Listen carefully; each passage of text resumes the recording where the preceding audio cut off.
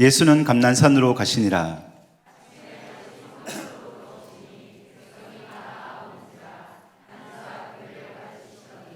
서기관들과 바리새인들이 음행 중에 잡힌 여자를 끌고 와서 가운데 세우고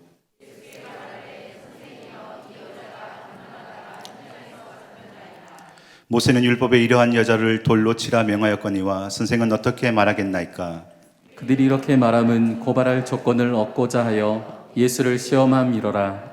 예수께서 몸을 굽히사 손가락으로 땅에 쓰시니 그들이 묻기를 마지 아니하는지라. 이에 일어나 이르시되 너희 중에 죄 없는 자가 먼저 돌로 치라 하시고 다시 몸을 굽혀 손가락으로 땅에 쓰시니 그들이 이 말씀을 듣고 양심의 가책을 느껴 어른으로 시작하여 젊은이까지 하나씩 하나씩 나가고 오직 예수와 그 가운데 섰는 여자만 남았더라.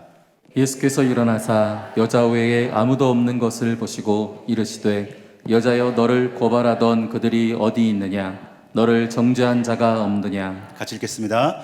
대답하되 주여 없나이다. 예수께서 이르시되 나도 너를 정죄하지 아니하노니 가서 다시 죄를 범하지 말라 하시니라. 아멘. 사랑은 흔적을 남긴다라는 제목으로 하나님의 말씀 증거하도록 하겠습니다. 이런 말이 있습니다.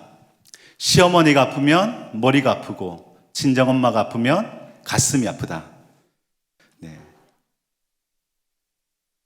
웃으신 분들은 공감하고 있다는 의미겠죠. 시어머니가 아프면 왜 머리가 아플까요? 반대로 친정엄마가 아프면 왜 가슴이 아플까요? 이 둘의 차이는 무엇일까요? 그것은 바로 사랑입니다. 사랑하면 가슴이 아프고 반대로 사랑하지 않으면 그 아픔은 머리가 아파 골칫거리가 되는 것입니다. 옆 사람 보면서 이렇게 인사할까요? 머리가 아프네요. 아니죠. 네, 가슴이 아프네요. 네, 가슴이 아프네요.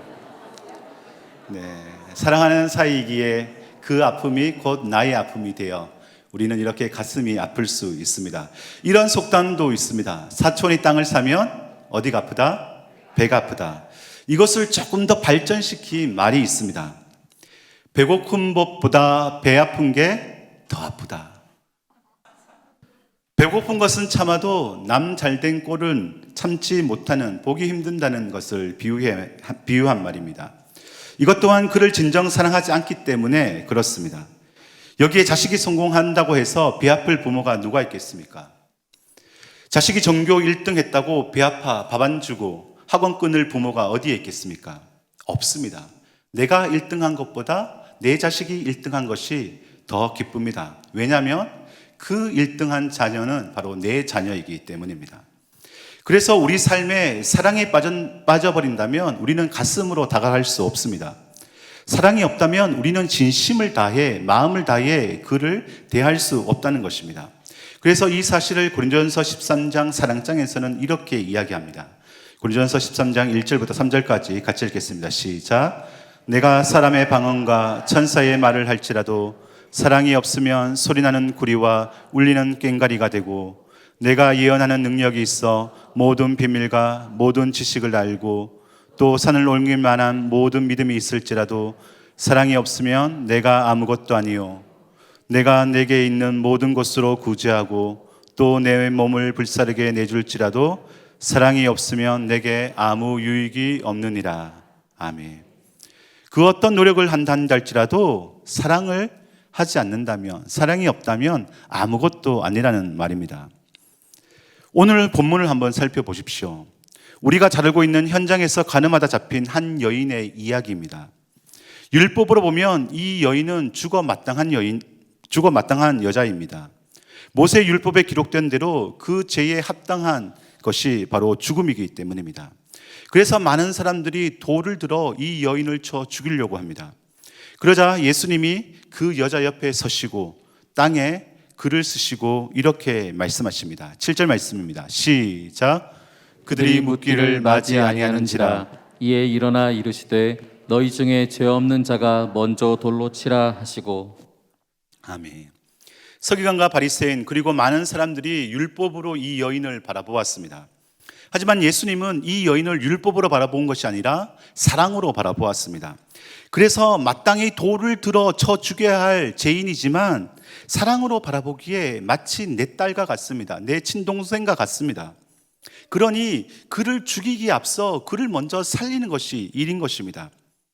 서기관과 바리새인들 그리고 많은 사람들이 가지고 있는 이 율법은 기준이 정해져 있습니다. 레위기 20장 10절의 그 기준으로 가늠한 남자와 여자를 모두 다 죽이라고 명하고 있기 때문입니다. 이 율법을 어기면 가차없이 죽게 됩니다. 가차없이 자르면 됩니다. 자르는 것은 누구나 할 수 있습니다. 이것저것 따지지 않아도 됩니다. 누구 집 딸이니 누구 집 아들이니 동창이니 할 필요가 없습니다. 남겨진 그 가족은 내 알 바가 아닙니다. 돌에 맞아 고통스럽게 죽어가는 모습 눈 감고 안 보면 됩니다. 율법은 이렇게 기준이 명확하니 그 기준대로 집행하면 너무나 쉽습니다. 그래서 누구나 율법을 좋아합니다. 쉽고 편하기 때문입니다. 더 나아가 그렇게 제단을 하고 단죄를 하니 내가 조금은 우월한 것 같습니다. 아무것도 아닌 내가 마치 재판장이 된 것 같습니다. 그래서 어느 누구라도 선택을 하라면 율법을 선택합니다. 하지만 사랑은 어렵습니다. 이 여인이 왜 간음할 수밖에 없는지 그 인생을 알고 있기 때문입니다. 간음이 이 여인에게 어울리지 않는 것도 알고 있습니다. 누구보다 후회하고 있고 다시는 이런 짓을 하지 말아야겠다 수많은 다짐을 하는 그 여인의 마음을 누구보다 알고 있기 때문입니다. 더 나아가 예수님께서는 그 여인이 다시는 그런 죄를 짓지 않을 것이라는 그 여인을 믿고 신뢰하고 있습니다. 그러니 쉬운 율법대로 돌을 들어 이 여인을 칠 수가 없는 것입니다. 사랑하니 5만 가지의 숫자들이 다 생각나 복합적으로 이 여인을 어떻게 하면 살릴 수 있을지 고민하고 있다는 것입니다. 왜일까요? 율법이 아니라 사랑하기 때문입니다. 죄의 문제로 머리가 아픈 게 아니라 사랑하기 때문에 그 죄로 인해 내 가슴이 아프기 때문입니다. 망하게 된 것을 보며 꼴 좋다라고 이야기하는 것이 아니라 다시 그에게 기회를 주고 싶고 살리고 싶은 그 사랑의 마음이 있기 때문입니다. 교회 학교 아이들을 율법으로 바라보면 너무나 쉽습니다. 정해놓은 그 기준에 자르면 됩니다. 재단하면 됩니다. 그 선을 넘는 아이들을 집으로 돌려보내면 됩니다. 그러나 사랑의 눈으로 바라본다면 그렇게 할 수 없습니다. 내 자식들이기 때문입니다. 혹여나 여러분들이 지금 어려운 선택 가운데 놓여져 있다면 그것은 사랑하고 있다는 증거입니다. 이런 사랑은 반드시 흔적을 남기게 됩니다. 저는 이것을 사랑의 흔적이라고 부르고 싶습니다. 오늘 본문에도 그 예수님이 사랑의 흔적을 남긴 것들이 있습니다. 그 흔적을 같이 한번 찾아보도록 하겠습니다. 첫 번째 흔적은 바로 with you입니다. 이게 무슨 말일까요? with you. 함께 한다는 뜻입니다. 우리 3절 말씀 읽어보겠습니다. 시작. 서기관들과 바리새인들이 음행 중에 잡힌 여자를 끌고 와서 가운데 세우고. 아멘. 성난 군중들 한가운데 음행 중에 잡힌 여인이 서 있습니다. 모든 사람들의 비난과 정죄의 화살이 이 여인을 향합니다. 온갖 쌍욕을 들어야 합니다. 단 한 번의 실수로 이 여인의 인생 전체가 매도됩니다. 이 여인을 벌레 보듯 경멸합니다. 랍비 예수라는 책에 이 경멸이라는 단어를 이렇게 설명합니다. 경멸은 죄를 폭로할 뿐 아니라 죄인을 정죄하기 때문이다. 당신은 실패자야, 낙오자, 평생 아무짝에도 쓸모없어. 경멸은 정죄의 최종 결과물이며 상대방에게 무자비한 판단을 해왔던 세월에서 비롯된다. 경멸은 결코 한순간으로 이루어지지 않는다는 것입니다. 오랜 시간 동안 진행되어 온 그 정죄의 산물이 바로 경멸이라는 것입니다. 서기관과 바리새인 그리고 수많은 대중들이 오랜 시간 동안 타인을 향한 그 정죄의 눈길을 주었기 때문에 죄를 지은 이 여인을 사랑이 아닌 율법으로 경멸의 눈으로 지금 바라보고 있다는 것입니다. 가늠한 여인이 하나님의 형상을 가졌음에도 언제든지 율법으로 쉽게 잘라버릴 수 있는 도구로 전락된 것입니다. 그러니 예수님을 고발할 조건을 놓고자 이 여인은 그야말로 서기관과 바리새인들에게는 기가 막힌 찬스요 도구인 것입니다. 6절 상반절 말씀입니다. 시작. 그들이 이렇게 말하면 고발할 조건을 얻고자 하여 예수를 시험함이러라. 아멘. 그 경멸의 눈총을 가지고 한가운데 서 있는 이 여자를 향하여 무자비하게 쏘아대고 있습니다. 그 경멸의 눈총으로 인해 이 여인은 죽음 직전에 놓여져 있습니다. 이렇듯 세상도 우리를 죄인으로 정죄하며 한가운데로 내몹니다. 그런 우리를 경멸의 눈총으로 쳐다봅니다. 거의 죽을 지경에 이르렀습니다. 어떻게 교회가 그럴 수 있느냐? 어떻게 목사, 장로가 그럴 수 있느냐?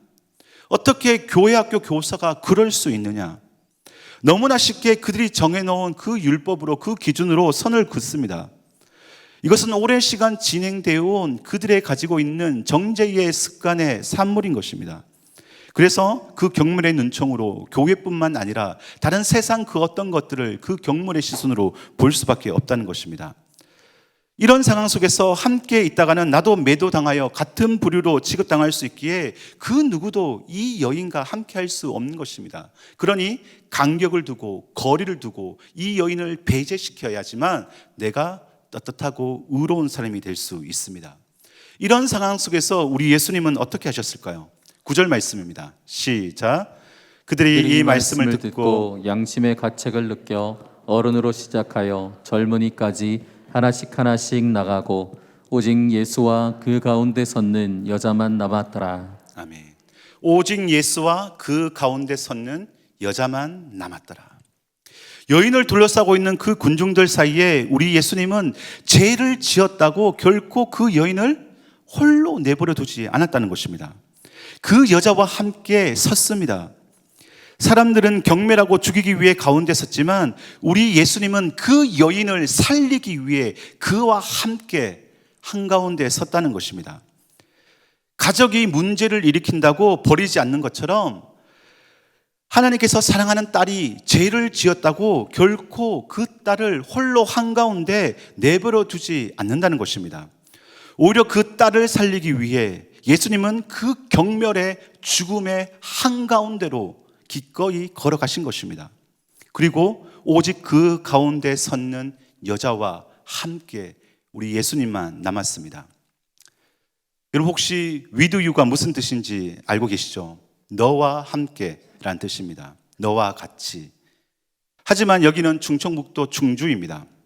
충주 언어로 with you를 번역하면 어떻게 될까요? with you, 믿어 you. with you, 믿어 you.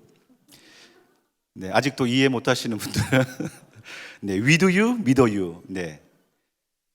함께 한다는 사실은 그 사람을 신뢰하고 믿는다는 것입니다. 그 누가 사기꾼과 함께 할 수 있겠습니까?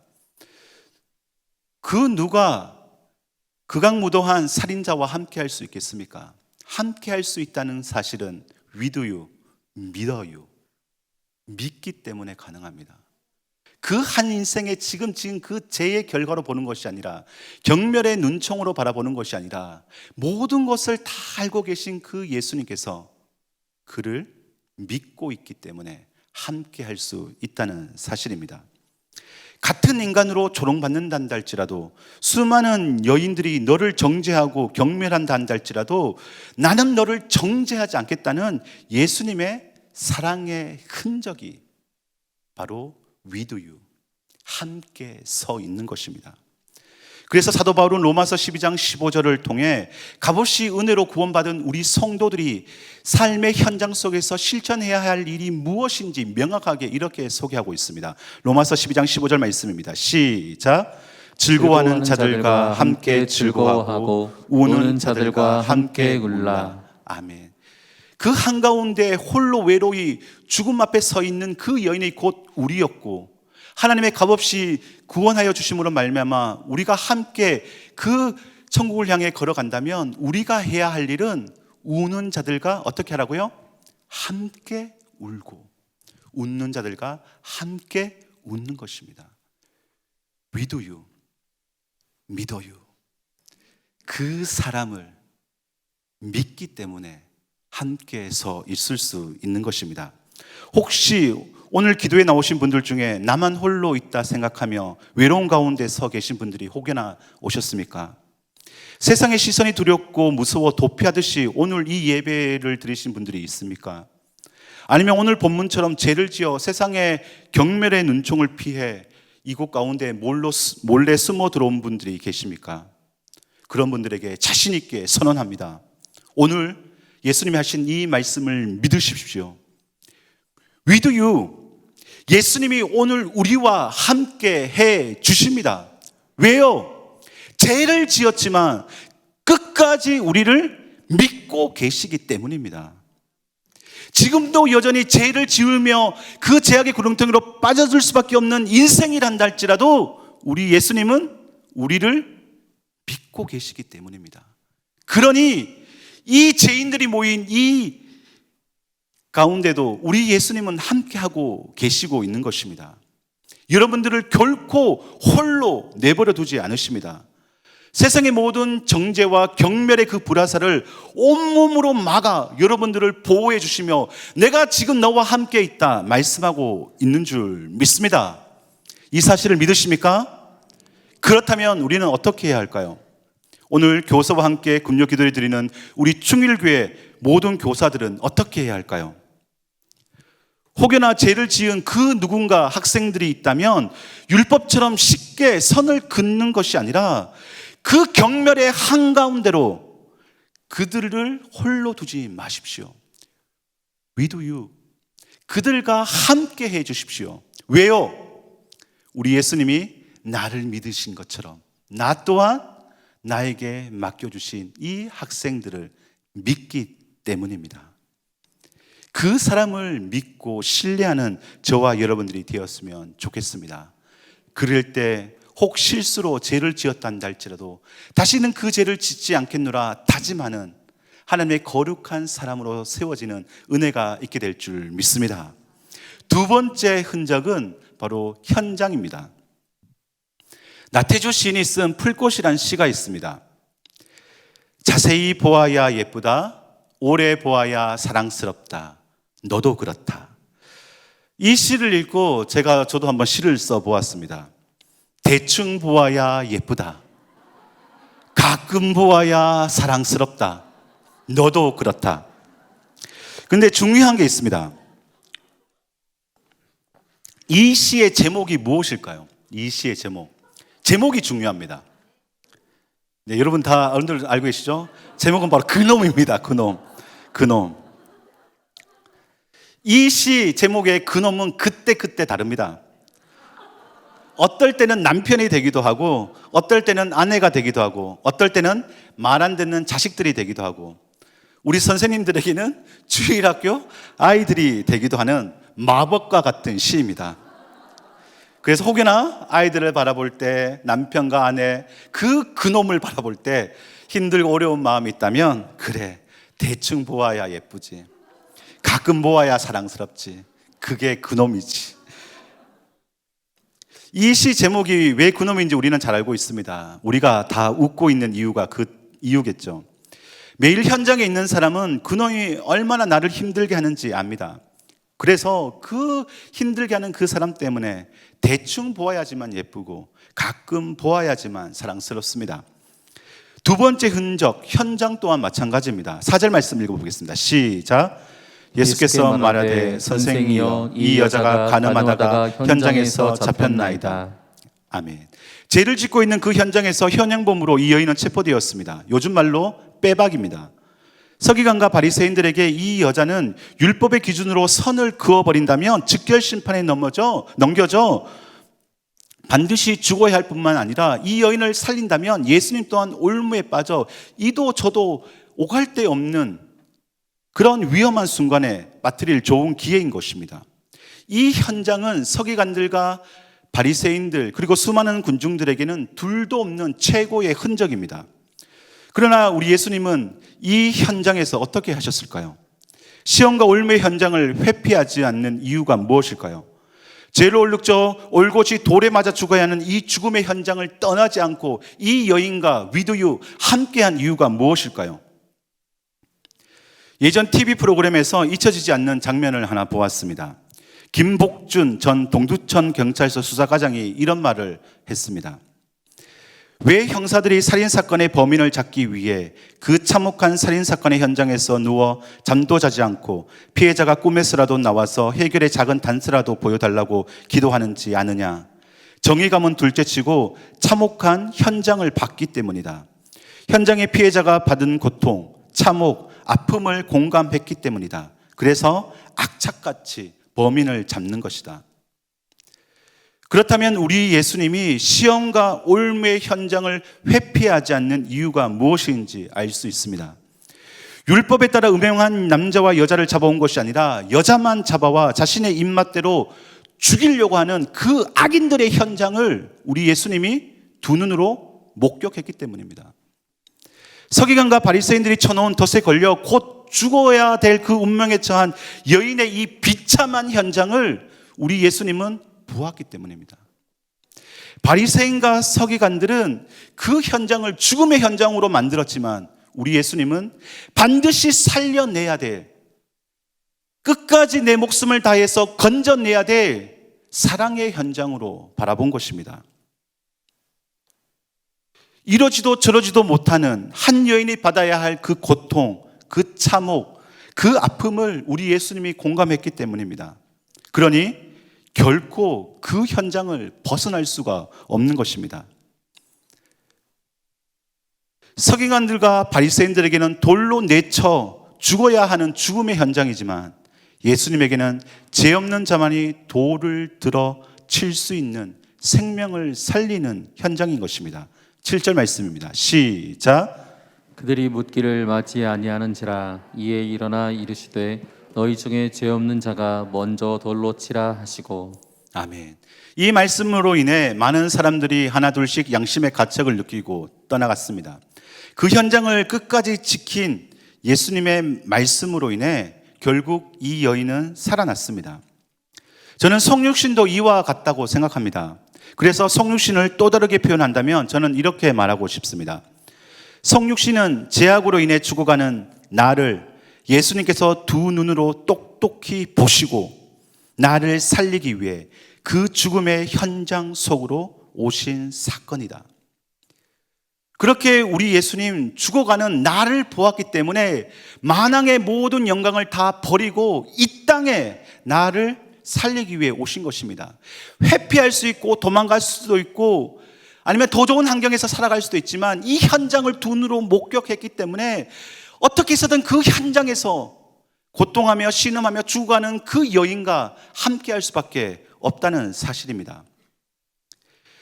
그 경멸의 죽음의 현장을 보셨기 때문에 어떻게 해서든 우리 예수님 그 현장에서 우리를 살리기 위하여 바로 오늘 이 교사와 함께하는 불바란 기도회에 이 현장에 오신 줄 믿습니다. 현장을 본 사람만이 그 현장으로 달려갑니다. 현장을 본 사람만이 그 현장을 끝까지 지킵니다. 그래서 그 죽음의 현장은 그 현장을 지키는 그 누군가로 인하여 다시 생명의 현장으로 살아나는 것입니다. 더 나아가 생명의 흔적, 사랑의 흔적을 남기는 곳으로 변화된다는 것입니다. 성균부에서는 다음 주 토요일 세진회를 방문합니다. 세진회란 우리 교회가 돕는 기관으로 감옥에 있는 재소자의 자녀들 그리고 소년범들을 지지하고 돕는 기관입니다. 그전에는 이 세진회를 카페 수익금으로 일부만 통장으로 입금했습니다. 아니면 담당 목사님이신 이희령 목사님에게 전달하였습니다. 하지만 몇 달 전 봉사위원장님 그리고 성김부 부장님 이하 위원분들이 세진회 숙소로 찾아갔습니다. 그리고 그들에게 쌀도 나누고 또한 여러 가지 것들을 함께 나누었습니다. 재소자 자녀들로 이루어진 이 숙소의 현장을 방문하고 하나님의 사랑과 말씀으로 변화되는 아이들의 이야기를 듣고 왔습니다. 그 이후 이 현장을 방문한 이후 카페를 섬기는 일이 달라졌습니다. 그냥 커피 한 잔을 파는 것이 아닙니다. 그 현장을 보았기에 그 커피 한 잔을 파는 것은 아이들에게 희망을 주는 것입니다. 그 현장을 보고 왔기에 카페에서 열심히 섬기는 그 봉사의 시간은 힘들고 어려운 시간이 아니라 그들을 살리는 사랑의 흔적으로 다시 살아난 것입니다. 그래서 더 열심히 일합니다. 더 열심히 섬깁니다. 다시 그 현장으로 가 그들을 볼 수 있기 때문입니다. 위두유 교사와 함께하는 금요 기도에 나오신 우리 성도님들, 그리고 우리 선생님들, 우리들이 지금 보고 있는 현장은 어디입니까? 우리는 지금 무엇을 보고 계십니까? 예수님이 우리 선생님들에게 보여주고 있는 그 현장의 모습은 어떤 모습입니까? 그 현장은 다른 곳이 아니라 지금도 외로움에 씨름하며 세상의 정죄로 인해 고개조차 들지 못해 죽어가고 있는 우리 아이들이 서 있는 곳이 바로 현장입니다.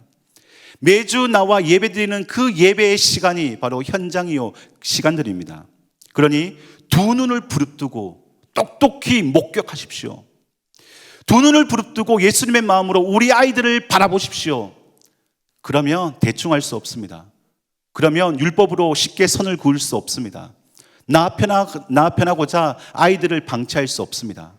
오늘도 두 눈으로 그 현장을 바라보았기 때문에 어떻게 해서든 이 아이를 살리기 위해, 이 아이를 지키기 위해, 함께 있기 위해 우리의 모든 것을 불태워 섬기며 나가게 될 줄 믿습니다. 예수님이 남기신 두 번째 흔적, 이 현장을 끝까지 지키는 우리 성도님들, 우리 교사분들 되었으면 좋겠습니다. 세 번째 흔적입니다. 말씀, 땅에 쓴 글씨입니다. 우리 7절부터 9절까지 함께 읽어보도록 하겠습니다. 시작. 그들이 묻기를 마지 아니하는지라. 이에 일어나 이르시되 너희 중에 죄 없는 자가 먼저 돌로 치라 하시고 다시 몸을 굽혀 손가락으로 땅에 쓰시니 그들이 이 말씀을 듣고 양심의 가책을 느껴 어른으로 시작하여 젊은이까지 하나씩 하나씩 나가고 오직 예수와 그 가운데 섰는 여자만 남았더라. 아멘. 너희 중에 죄 없는 자가 먼저 돌로 치라는 이 말씀을 가장 먼저 들었을 사람은 누구일까요? 먼저는 바로 우리 예수님입니다. 이미 말씀하시기 전 마음속으로 생각을 하셨고 육성으로 소리내었을 때 가장 먼저 귀에 우리 예수님이 들었습니다. 우리 예수님은 죄가 없으신 분이십니다. 그래서 얼마든지 죄가 있는 그 누군가를 향하여 정죄의 돌을 들어 내어 칠 수 있습니다. 하지만 예수님은 단 한 번도 누군가를 향해 정죄의 돌을 들지 않았습니다. 율법의 기준으로 선을 끊고 모멸하지 않았습니다. 율법은 쉽다라는 핑계를 가지고 그들을 정죄하지 않았습니다. 11절 말씀입니다. 시작. 대답하되 주여 없나이다. 예수께서 이르시되 나도 너를 정죄하지 아니하노니 가서 다시는 죄를 범하지 말라 하시니라. 아멘. 죄가 없으신 예수님도 정죄의 돌을 들지 않으셨는데 죄인들인 우리들은 그 누구도 돌을 들 수 없습니다. 예수님의 말씀이 지금 우리에게 그렇게 이야기해 주고 있는 것입니다. 가장 먼저 들었던 그 예수님이, 그 누구보다 먼저 돌을 들을 수 있는 그 예수님이 더 이상 돌을 들지 않고 정죄하지 않겠노라 선언하셨기 때문입니다. 두 번째 들었던 사람은 바로 음행 중에 잡힌 여인입니다. 이 여인도 과거 죄를 지은 그 누군가를 보면 율법의 기준으로 돌을 들었을 것입니다. 그런데 그 당사자가 자신이 될 줄 누가 알았겠습니까? 그렇게 죽어 마땅한 죄를 지었음에도 불구하고 죄 없는 자가 먼저 돌로 치라는 이 말씀을 들은 이 여인은 어떠한 마음이 들었을까요? 율법의 그 제단의 마음이 아니라 예수님의 그 진심의 사랑의 마음이 찾아왔습니다. 그 사랑의 마음으로 이 여인은 변화의 삶을 살아갈 수 있는 것입니다. 즉 사람의 삶을 변화시키는 것은 결코 율법이 아니라 사랑의 언어인 것입니다. 11절 상반절 말씀입니다. 시작. 대답하되 주여 없나이다. 이 여인이 이렇게 예수님에게 대답합니다. 주여 없나이다. 주여라는 이 말은 당신만이 나의 죄를 정죄할 수 있는 분이심을 고백하는 표현입니다. 즉 다시는 동일한 죄를 짓지 않겠다는 고백과 동시에 앞으로 타인을 향해 나 또한 정죄의 그 돌을 들지 않겠다는 이 여인의 의지의 고백인 것입니다. 세 번째로 들은 사람은 서기관과 바리새인들 그리고 수많은 사람들입니다. 9절 말씀입니다. 시작. 그들이 이 말씀을 듣고 양심의 가책을 느껴 어른으로 시작하여 젊은이까지 하나씩 하나씩 나가고 오직 예수와 그 가운데 섰는 여자만 남았더라. 아멘. 언제든지 율법의 기준에 벗어난 자들이 나온다면 정죄의 돌을 들 준비가 된 사람들입니다. 그런데 죄 없는 자가 먼저 돌로 치라는 이 말씀을 듣고 지난날에 자신들이 저지른 죄들이 생각났을 것입니다. 그래서 그 말씀으로 인해 양심의 가책을 느껴 들고 있던 돌을 내려놓고 하나씩 그 현장을 떠났습니다. 그런데 여기에 중요한 의미가 담겨져 있습니다. 예수님의 말씀을 듣고도 그래서 정지의 돌을 내려놓고 도망갔음에도 불구하고 결국 예수님을 십자가에 못 박아 죽인 무리들은 지금 요한복음 8장에 나와 있는 돌을 든 서기관들과 바리새인들과 수많은 군중들이었습니다. 분명히 죄 없는 자가 돌을 들어 치라는 이 말씀을 똑똑히 들었고 양심의 가책을 느껴 그 돌을 내려놓고 나아갔음에도 불구하고 그들은 또다시 얼마가 지난 이후에 예수님을 십자가에 못 박아 죽이는 그 율법의 정죄의 돌을 들었던 것입니다. 세 번째 흔적, 말씀 땅에 쓴 글씨를 묵상하면서 주님이 주신 마음이 있습니다. 바로 말씀으로 살아간 사람의 말과 글은 직선이 아니라는 것입니다. 그 말과 그 글은, 즉 내가 한 말을 그대로 살아간 사람의 그 말과 글은 언제나 직선이 아니라 곡선이라는 것입니다. 직선은 언제나 선을 긋습니다. 율법을 잣대 삼아 정대의 직선을 그어버려 돌에 맞아 죽을 그 재물을 찾습니다. 이 선을 넘어온 사람을 찾고 있다는 것입니다. 자기 앞에 선을 그어 다른 사람의 죄가 나의 거룩함을 드러내는 줄 착각하여 타인의 불의에 직선을 그어 내 정의를 대변해 줄 거라 그들은 착각한다는 것입니다. 그래서 직선은 율법처럼 자르고 그어버려 누구든 걸리면 언제든지 난도질할 준비를 하고 있습니다. 누군가 이 선 밖에서 벗어나기만을 눈꼽아 기다리고 있는 것입니다. 금만 밟기만 하면 득달같이 달려들어 물어뜯을 준비를 하고 있는 것입니다. 돌에 맞아 죽어야 할 가늠한 여인이 바로 나임을 모른 채 그들은 또다시 율법의 직선을 그어 또 다른 누군가를 죽일 그 사람을 찾고 있는 것입니다. 그래서 직선은 결코 사람을 살리지 못합니다. 그러나 말씀대로 살아간 사람의 말과 글은 언제나 곡선이라 말했습니다. 흐르는 강물처럼 막히면 돌아갑니다.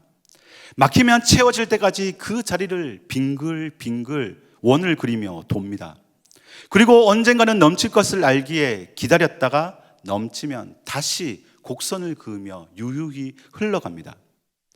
사실 오늘 본문은 많은 설교자들이 설교한 본문 말씀입니다. 그리고 예수님이 땅에 무슨 글씨를 쓰셨는지 묵상하며 그 글의 의미를 유추합니다. 저도 말씀을 묵상하며 예수님이 바닥에 무슨 글씨를 쓰셨을까 계속해서 묵상했습니다. 그 묵상을 통하여 주님이 주신 마음의 결론은 이렇습니다.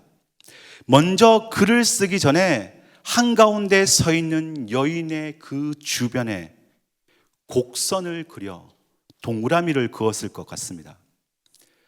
어린 양을 노리는 일일 때를 지키는 어미의 그 필사적 몸부림을 이 곡선의 원을 그어 이 여인을 지키려고 했던 것입니다. 세상에서 제일 슬픈 소리가 자식을 잃은 어미의 울음소리이듯 그 울부짖음으로 원 안에 있는 이 여인을 향하여 경멸의 돌덩어리를 들고 던지려고 하는 그 무리를 향하여 예수님은 이렇게 외쳤습니다. 너희 중에 죄 없는 자가 돌로 쳐라. 그리고 이런 글씨를 땅에 쓰셨을 것 같습니다.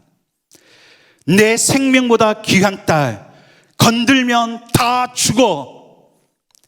그리고 사랑은 직선이 아니라 곡선이야. 모두 다 경멸하는 한 여인과 함께하고 모두 다 돌을 들어 치려는 올무와 죽음의 현장을 떠나지 아니하고 끝까지 삶으로 보여주신 예수님의 사랑은 필히 직선이 아니라 곡선입니다. 직선으로 갈라치고 자르고 베어버려 난도질한 우리의 인생, 예수님의 그 십자가의 곡선으로 우리를 만들고 이어붙여 새로운 피조물로 태어나게 해 주셨습니다. 사랑하는 우리 충일교회 성도님들, 그리고 우리 교회학교 우리 선생님들, 한번 우리 성도님들, 선생님들 한번 자세히 한번 보십시오. 주일학교 이른 아침 시간 남편 밥 챙겨주지 못하고 자식 밥 챙겨주지 못해도 피 한 방울 섞이지 않는 학생들에게 생명의 말씀 먹이려고 예배의 현장으로 불이 나게 달려오시는 분들입니다. 늦은 밤 학교에 학원에 공부에 지친 아이들 조금이라도 위로해 주기 위해 봉고차에 태워 집까지 태워주고 결코 넌 혼자가 아니라며 항상 우리 예수님이 계시고 우리 선생님이 있다고 재차 확인시켜주며 차 안에서 눈물로 기도해 주시는 분들이 바로 우리 선생님들입니다. 자기 자식 품 안에 안아주고 싶지만 내 사랑 부족하여 혹여나 힘들어하지 않을까 노심초사함으로 내 자식보다 먼저 교회 학교 아이들을 안아주는 분들이 바로 우리 선생님들입니다. 월급 나오는 것도 아닌데 욕 먹어가면서 묵묵히 섬기고 잘못한 아이들 직선으로 선을 그어 정지하는 것이 아니라 예수님이 그러하셨던 것처럼 두 팔 벌려 곡선을 그으며 어미의 그 품으로 안아주시는 분들이 바로 우리 선생님들이십니다. 중일교회 선생님들, 오늘도 아이들 옆에 묵묵히 서 계시고 아이들이 있는 그 현장으로 오늘도 달려가고 있으며 말씀으로 살아간 아름다운 곡선의 사랑을 보여주고 있는 분들이 바로 우리 충일교회 여러분들, 우리 선생님들이십니다. 이분들이 계시기에 우리 충일교회 교회학교는 오늘도 충주 땅에서 아름다운 십자가의 그 곡선의 향연을 그리며 펼쳐 나가고 있습니다. 마지막으로 어제 새벽 말씀을 준비하면서 이와 관련된 시를 하나 쓰게 되었습니다. 십자가는 직선이 아니라 곡선이다. 직선은 날카롭다. 직선은 예리하다. 직선은 정확하다. 그래서 직선은 잘 자른다. 어김없이 죄를 바라보는 두 눈, 감정 없는 기계와 같은 그 직선에 베어 두 눈으로 보고도 사랑 보지 못하는 영적 맹인이 되었다. 죽음의 소리 귀신같이 듣고 좋아 발랑거리는 두 귀, 서슬퍼런 그 직선에 베어 생명의 말씀 매일 듣고도 알지 못하는 영적 귀머거리가 되었다. 틈만 나면 죄를 향해 달려가는 두 발, 죄를 짓고 싶어 잠시도 가만히 있지 못하는 두 손, 어떤 것도 잘라버리는 전기톱과 같은 그 직선에 잘려 생명을 살리는 오늘이라는 현장을 주어도 나 살기 바빠 정죄의 직선 그어버리는 영적 지체장애가 되었다. 이런 나를 살리려 날카로운 모멸의 직선이 가득한 이 세상에 예수님이 오셨다. 나만이 아니라 우리 함께 살아가라고 희생의 곡선으로 생명 울타리 만드셨고 예리한 직선이 난무한 죄의 현장에서 갈갈이 찢겨 그 누구도 들어와 안길 수 있는 어미의 따뜻한 품 만드셨다. 그래서 예수님이 지신 그 십자가는 직선이 아니라 반드시 곡선이다. 사랑하는 충일교회 성도님들, 죄를 지은 여인처럼 우리는 오늘도 죽음의 현장에 서 있습니다. 그러나 그 현장을 목격하신 우리 예수님은 오늘도 우리를 살리기 위해 위도유 우리와 함께 해주십니다. 왜요? 우리를 믿기 때문입니다. 두 번째 흔적은 바로 현장입니다. 그 현장을 똑똑히 눈으로 목격하셨기에 어떤 일이 있어도 그 현장을 지키십니다. 우리를 살리시기 위해서입니다. 세 번째 흔적은 말씀 땅에 쓴 글씨입니다. 자르는 직선이 결코 아닙니다. 모든 것을 품는 곡선입니다. 그것이 바로 십자가입니다.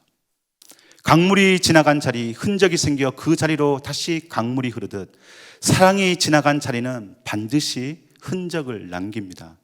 그래서 그 자리에 또 다른 사랑이 지나가는 것입니다.